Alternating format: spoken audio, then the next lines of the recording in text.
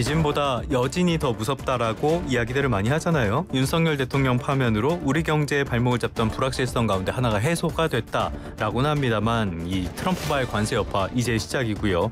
후유증도 더 무섭다고밖에 볼 수가 없겠습니다. 계엄과 탄핵의 여파로 정치 불안, 리더십 공백은 여전히 진행 중입니다. 경제 원로로부터 이런 상황에서 우리는 어떻게 대응해야 될지 자세한 이야기 들어보도록 하겠습니다. 이필상 고려대학교 전 총장님 스튜디오에 모셨습니다. 총장님 어서 오십시오. 네, 안녕하세요. 항상 말씀 잘 듣고 있는데 이렇게 모시게 돼서 영광입니다. 네, 감사합니다. 예, 잘 나오셨습니다. 이게 원로 학자분으로서 최근 상황에 고심이 많으셨을 것 같아요. 지난 금요일 날 파면 결정이 나왔는데 어떻게 보셨습니까? 결국 올 것이 왔다 이렇게 생각을 했는데요. 예. 이것보다 저는 지난 50년간 민주화와 산업화를 동시에 이루어서 세계 10대 선진국이 된 나라에서 어떻게 이렇게 불행한 일이 벌어지나 좀 참담한 느낌이 더 들었습니다. 네네네. 그러면서 한 가지 더 생각이 든 것은 이번 일에 야당도 책임이 있다는 겁니다. 물론 이번 사태는 불법적으로 계엄을 선포한 대통령에 있죠. 잘못이. 예. 그렇지만은 야당이 원인을 제공했다는 것인데요. 이런 사실은 헌재도 인정을 했습니다. 맞습니다. 예. 헌법재판소는 판결문에서 야당이 이례적으로 많은 탄핵을 소추해서 공직자들의 업무를 정지시켰다.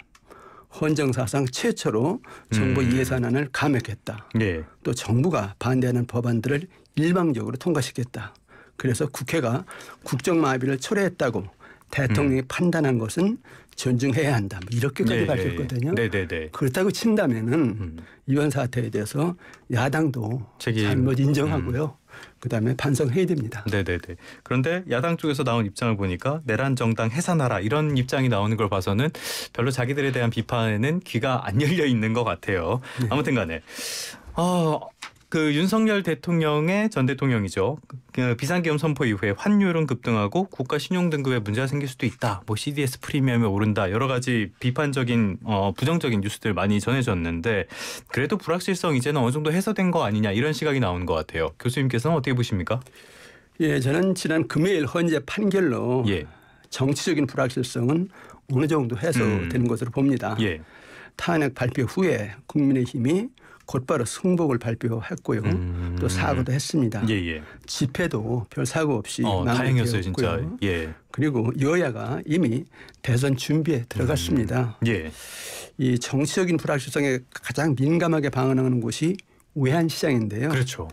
작년 12월 3일 계엄과 탄핵 사태 이후에 달러당 원화 환율이 계속 올라서 지난달 3월 31일에는 최고 달러당 1,472원까지 올랐었습니다. 그런데 지난 4월 4일 금요일 탄핵 판결이 나오니까 이것이 1,434원으로 38원이나 떨어졌거든요. 그만큼 원화 가치가 이제 떨어졌다 올라갔다는 뜻인데 이것을 보면 일단 시장은 안도하기 시작한 것으로 해석할 수 있습니다. 알겠습니다. 시장은 그래도 조금 안도하는 상황이다라고도 볼 수가 있겠는데 오늘은 또 시장이 트럼프 때문에 별로 안 좋아가지고 시장으로 보기엔 좀 어렵겠네요. 아무튼 간에 조기 대선을 앞두고 지금 양 진영의 갈등이 굉장히 심해지고요. 사실 지금 우리도 정치상 상황이 계속 이어지는 동안에 이 양극화라는 거는 계속 심해졌던 것 같아요. 이런 상황들 정치적인 분열과 양극화가 경제 현상에도 영향을 미치게 됩니까? 예, 경제에서 가장 무서운 것이 불확실성입니다. 불확실성. 뭐가 언제 어떻게 될지 모르니까요. 이렇게 되면 이제 소비가 안 되고요. 투자도 안 되고요. 더 우려가 되는 것은 이제 국가 신인도가 떨어지면서 외국 자본이 나간다는 것이거든요. 그렇게 되면 이제 경제가 어떻게 보면 금융 위기까지 이제 휘말릴 가능성도 있거든요. 그래서 지금 그 정치적인 불안이 우리 경제에 상당히 영향을 미치고 있다 이렇게 이제 볼 수밖에 없는데 문제는 지금 조기 대선 이제 시작되면서 정치적인 혼란이 지금 끝났다고 생각지는 않습니다. 이번 이제 계엄과 탄핵 사태를 거치면서 우리 사회가 그 양편으로 극명하게 나뉘었는데요. 사회가 거의 분단 상태입니다. 그러니까요. 이런 상태에서 60일 이내에 대선을 치러야 한다. 그러니까 그렇다 보니까 여당과 야당 그리고 진보 보수 간에 진영 갈등과 사회 분열이 다시 심해질 가능성이 있습니다. 이렇게 되면 경제는 다시 이제 안개 속에 빠질 수도 있죠. 이런 어떻게 불확실성을 불러오는. 그래서 지금 뭐 경제 성장률이 자칫하면은 1% 이하로 떨어질 수 있다. 국가 신인도가 더 하락할 수 있다. 이런 어떤 전망이 나오고도 있는데요. 그런 것이 현실화할 가능성을 완전히 배제할 수는 없습니다. 0%대 성장률, 우리가 지금까지 경험해보기 어려웠던 일이기도 한데 이 갈등을 만들고 또 갈등이 겹치는 그런 상황이거든요. 네. 국내로 보면 이런 상황 속에서 해외로 눈을 돌리면은 트럼프 대통령이 자꾸 이렇게 상호 관세로 네. 참 힘들게 한단 말이죠. 교수님 그 트럼프의 발표 장면 혹시 직접 보셨습니까? 네. 어떻게 그런 모습 좀 보신 적 있습니까? 판 들고 이렇게 하는 그런 모습들? 예, 정말 어떻게 미국 대통령이 저런 경제 정책을 펴나 뭐 말이 안 나왔습니다. 다들 비슷한 반응인 것 같습니다. 좀 말문이 막힐 정도로. 근데 지금은 트럼프가 모든 국가를 대상으로 무차별적인 관세 폭탄 정책을 펴고 있는데요. 이것은 이제 미국을 다시 위대하게 만든다는 어떤 마가라는 정책인데요. 이 정책은 다른 나라를 가난하게 만들고 자기네 나라는 부유하게 살겠다. 그런 걸린 궁핍화 정책이라는 겁니다. 제가 보기에는 이 정책이 미국은 잘 살고 다른 나라는 못 사는 그런 결과를 가져올 것 같지가 않습니다. 오히려 자기네 나라도 망치고 다른 나라도 망치는 동반 파괴 현상을 가져올 가능성이 큽니다. 이 트럼프의 관세 정책은 일단 미국 경제부터 타격을 주고 있는데요. 모든 수익 상품에 대해서 관세를 부과하니까 물가가 오르고요. 소비도 줄고요. 생산도 지금 줄고 있습니다. 그래서 그 미국 1분기 경제 성장률이 마이너스 1.5%까지 떨어질 거다 이런 전망까지 나왔습니다. 마이너스까지. 무엇보다 미국 증권 시장이 충격적인 반응을 보이고 있는데요. 아까 서두에서 말씀하신 대로 그 지난 3일과 4일 이틀간 뉴욕 증시에서 1조 원에 가까운 그런 돈이 증발을 했습니다. 연봉으로 치면은 1조 원이면요. 몇만 년. 우리나라 GDP의 4배가 넘습니다. 그러니까 엄청난 충격이 지금 미국 경제에 주어지고 있는 겁니다. 주말 사이에 백악관과 트럼프 행정부에서 이 말 저 말이 나오는 걸 보면은 트럼프 행정부도 많이 조금 당황한 것 같기는 한다는 그런 분위기가 읽히기도 하고요. 이번 주에 3월 물가지표 미국에서 많이 나오니까 이 부분에도 주목을 하시는 게 좋겠습니다.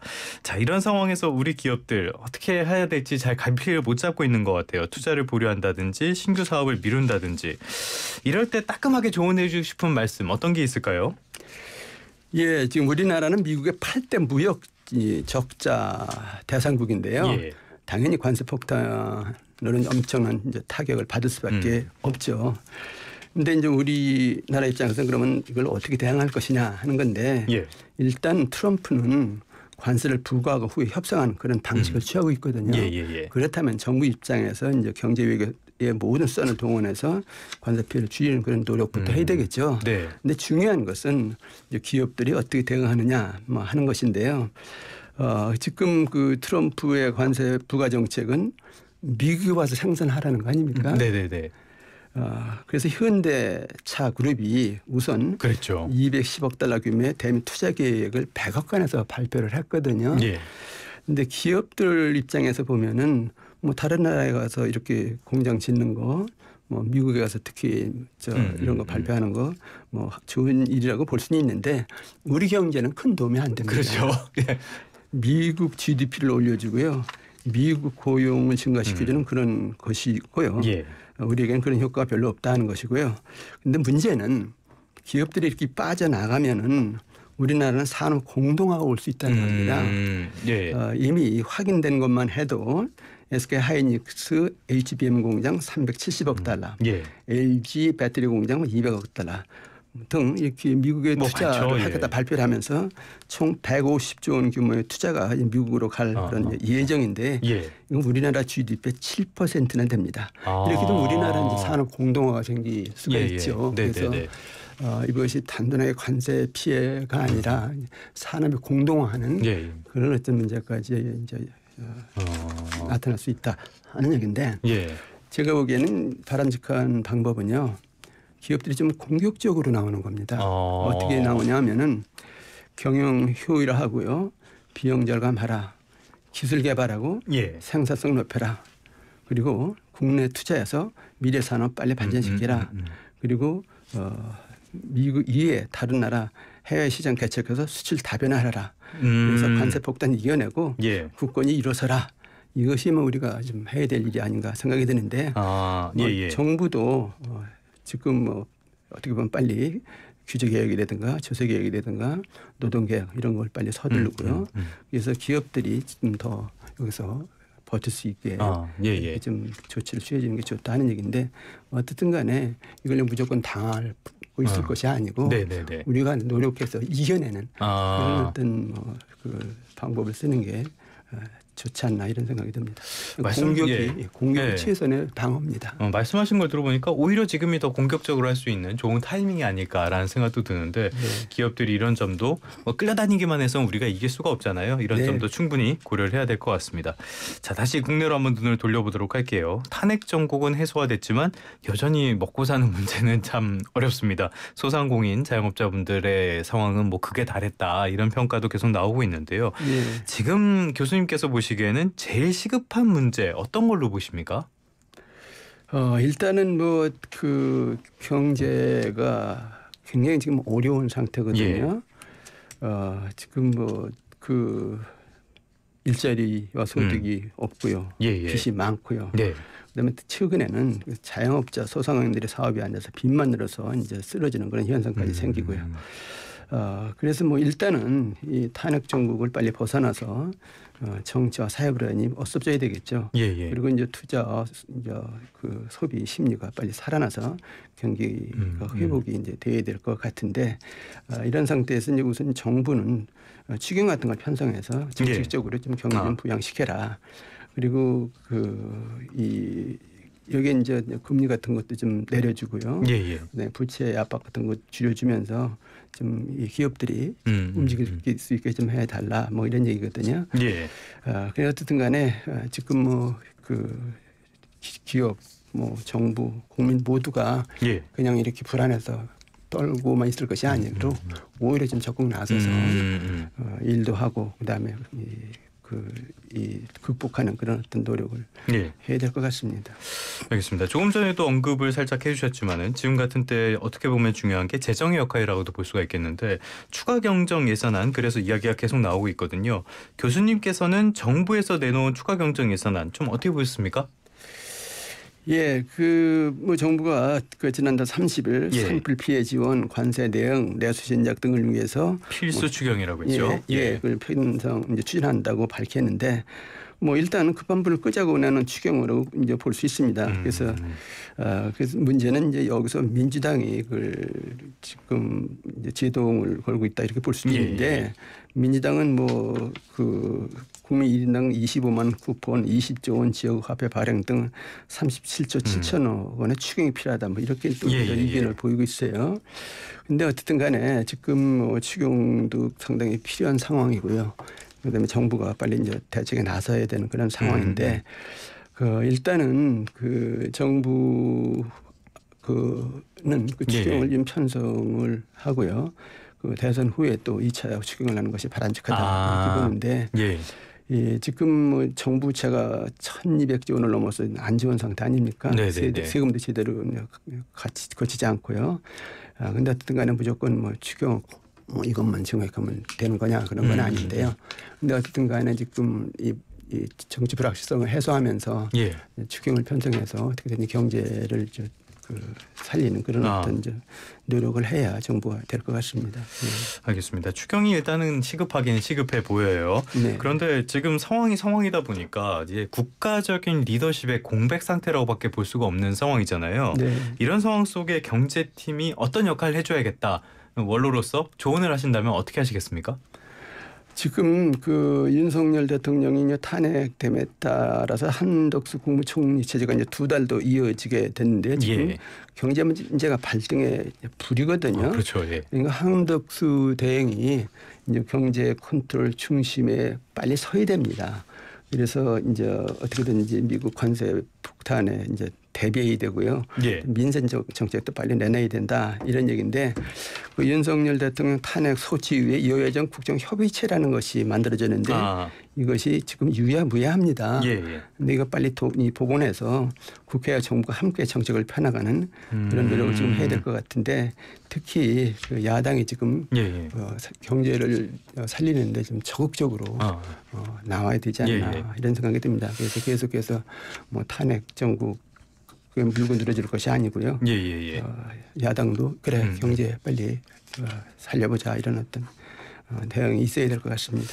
거대 야당으로서 이렇게 의석을 갖게 된 거는 뭐 탄핵하고 이렇게 하라고 준 게 아니고요. 그럼요. 이게 경제에 있어서 같이 역할을 하라고 국민들이 만들어준 거기 때문에 이런 부분은 염두에 둬야겠습니다.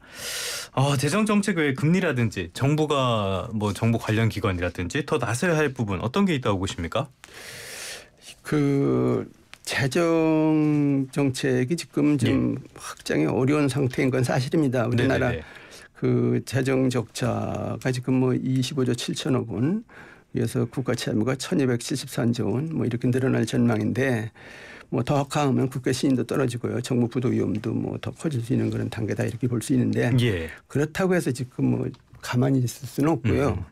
그 재정 경기 침체가 심하고 경제가 쓰러지면 뭐 A에 세금도 더 못 걷는 그런 재정이 더 악화되는 그런 어떤 상황이 올 수도 있기 때문에 근데 지금은 최소한으로 재정 지출을 늘리면서 경제를 살리는 그런 어떤 정책을 펴야 될 것 같은데 그래서 지금 뭐 좀 빚을 더 지더라도 정부가 재정 지출을 늘려라 그리고 경기 활성화시켜라 그래서 이제 경기도 살아나고 세금도 더 걸 수 있는 그런 선순환 정책을 추진할 필요가 있다 뭐 이런 얘기인데 보통 일본 사람들도 이제 장사를 하다가 빚이 많을 때 그냥 쓰러지는 것보다는 할 수 있으면 빚을 조금 더 얻어서 사업을 이제 어떻게든 살리고 빚을 갚는 그런 노력을 하는 것이 더 바람직한 거 아닙니까?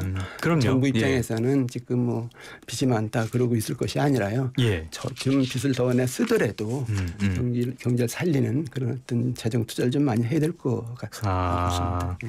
알겠습니다. 어쩔 수 없는 상황이라는 점이 있으니까요.